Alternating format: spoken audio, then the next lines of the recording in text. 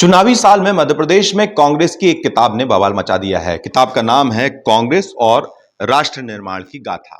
इस किताब को जो लेखक हैं उस वो हैं कमलनाथ के मीडिया सलाहकार, कांग्रेस के नेता हैं पीयूष बबेले, जिन्होंने लिखा है कि आरएसएस की भूमिका किस तरह से नकारात्मक रही है जब आज़ादी के आंदोलन के दौरान। उनसे बात भी करेंगे।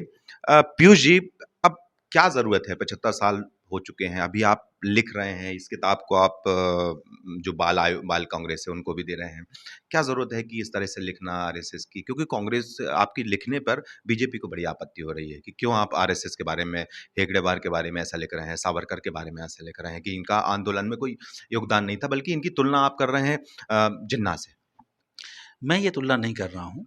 ये तुलना स्वयं संविधान निर्माता बाबा साहब अम्बेडकर ने की थी और ये पुस्तक है पाकिस्तान अथवा भारत का विभाजन, जिसमें 50-60 पेज उन्होंने खर्च किए हैं डॉक्टर अम्बेडकर ने, और ये बताया है कि कैसे इनकी विचारधाराओं में समानता थी, एक दूसरे की मिरर इमेज थे। उन चीज़ों को देख लेना चाहिए। तो बिना पढ़े लिखे किसी बात पे आपत्ति कर देना एक बीमारी जैसी बन गई है। इस बहाने ये डॉक्टर अम्बेडकर का अपमान कर रहे हैं और पूरे देश के दलित समाज का अपमान कर रहे हैं। बीजेपी कह रही भ्रम फैला रहे हैं आप।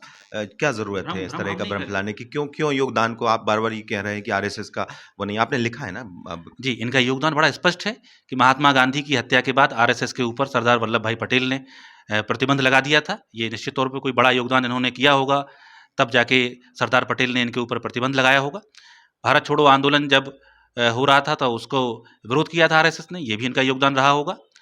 और श्यामा प्रसाद मुखर्जी उस समय बंगाल की सरकार में, जो फजलुल हक की सरकार थी, उसमें मंत्री थे।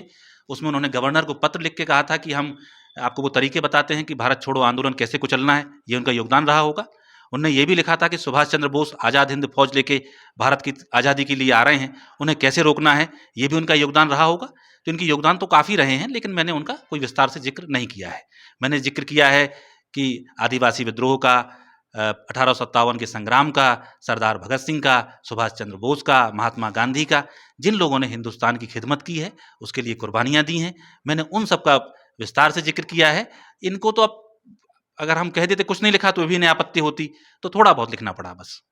थोड़ा बहुत आपका देखिए, इस किताब के 47 नंबर पेज पर भी आपने लिखा है कि जिस तरह से जब आज़ादी का आंदोलन हुआ था तो कांग्रेस की क्या भूमिका थी ये बताया। आपने उसमें लिखा है कि मोहम्मद अली जिन्ना या मुस्लिम लीग की का जो रोल रहा है, जो उन्होंने निभाया है कि आज़ादी के दौरान वो दूर रहे आंदोलन से। वैसे ही जो दक्षिणपंथी संगठन है उनका भी आपने जिक्र किया है, स्वयं सेवक संघ का किया है, हिंदू महासभा का है, इसमें आपने लिखा है हेगड़ेवार का किया है। तो आप तो लिख रहे हैं ना कि उनकी तो तुलना ही कर रहे हैं ना आप। नहीं, एक बड़ी किताब में अगर 2-4 लाइन उन्हें मिल जाएँ, ना दें तो फिर लोग कहेंगे वो थे ही नहीं इतिहास में। ये हेडगेवार साहब की आधिकारिक जीवनी है। शेषाद्री जी ने लिखी है। बड़े प्रचारक, बड़े विचारक रहे हैं आरएसएस के। उन्होंने क्या लिखा है, मैं चाहता हूँ कि भाजपा वाले इसे पढ़ लें।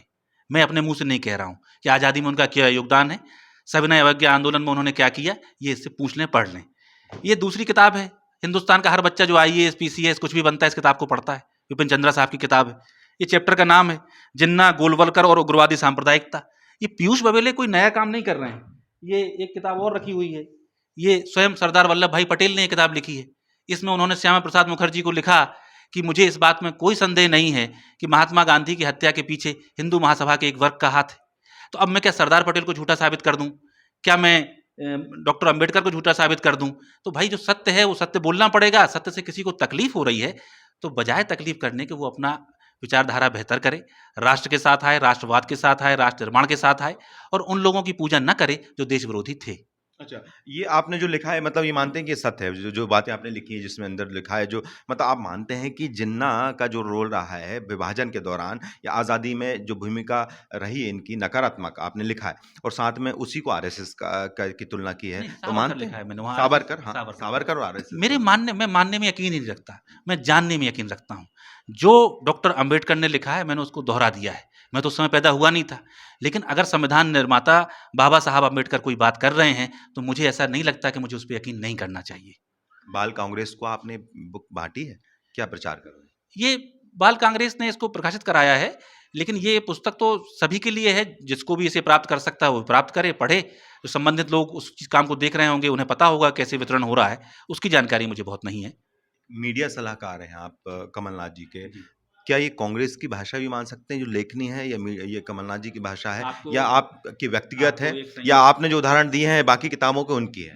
ये एक संयोग की बात है। ये किताब का विमोचन 14 नवंबर 2022 को हुआ था। मुझे माननीय कमलनाथ जी ने 5 जनवरी 2023 को अपना मीडिया सलाहकार बनाया है। जब ये पुस्तक लिखी गई तब मैं उनका मीडिया सलाहकार नहीं था। लेकिन ये पीयूष की भाषा है या कांग्रेस की भाषा है या भाजपा की भाषा, ये सवाल नहीं है।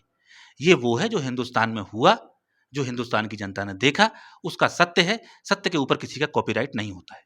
तो बिल्कुल पीयूष बबेले जो कि कमलनाथ जी के मीडिया सलाहकार भी हैं, वो मानते हैं कि उन्होंने जो ये किताब लिखी है, दरअसल इस किताब के जो हर एक अंश है वो बाकी किताबों से उन्होंने लिए हैं, और उनका मानना है कि बाकी किताबें अगर सही हैं तो फिर इसमें लिखे हुए हर एक अंश भी सही है। कैमरा पर्सन कमलेश व्यास के साथ विपिन श्रीवास्तव, न्यूज़ 24 भोपाल। नमस्कार, मैं हूं मानक गुप्ता। अगर आपको हमारा ये वीडियो पसंद आया हो तो इसे लाइक और शेयर जरूर करें, और हाँ, हमें सब्सक्राइब और फॉलो करना ना भूलें ताकि आप देश और दुनिया की कोई खबर मिस ना करें। तो जुड़े रहिए हमारे साथ और देखते रहिए न्यूज़ 24।